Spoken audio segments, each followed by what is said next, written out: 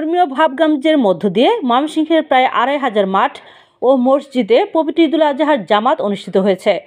সকাল 7:30টায় নগরীর আঞ্জুমান ঈদগাহ ময়দানে ঈদুল আজহার প্রধান জামাত অনুষ্ঠিত হয়। এতে ইমামতি করেন আঞ্জুমান ঈদগাহ মসজিদের ইমাম হাফেজ মুফতি আবদুল্লাহ আল মামুন এবং সকাল 8:30টায় দ্বিতীয় জামাতে ইমামতি করেন হাফেজ মাওলানা আতিকুর রহমান। ময়মনসিংহের জেলা প্রশাসক মফিদুল আলম ঈদের জামাতে মুসল্লিদের সাথে শুভেচ্ছা বিনিময় করেন। এখানে বিএনপির সহসাংগঠনিক আবু হাব আকন্দ, জামাতে ইসলামীর জেলা আমির আব্দুল করিম সহ অর্ধ লক্ষাধিক মুসল্লি ঈদের জামাতে নামাজ আদায় করেন। পরে দেশ ও জাতির শান্তি, সমৃদ্ধি এবং মুক্তিযুদ্ধ ও জুলাই বিপ্লবে নিহতদের মাগফিরাত কামনা করে বিশেষ মোনাজাত করা হয়।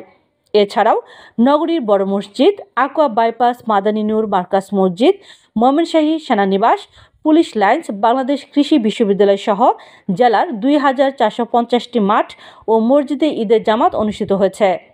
প্রতিটি জামাতের নিরাপত্তায় আইনশৃঙ্খলা বাহিনী তৎপর ছিল।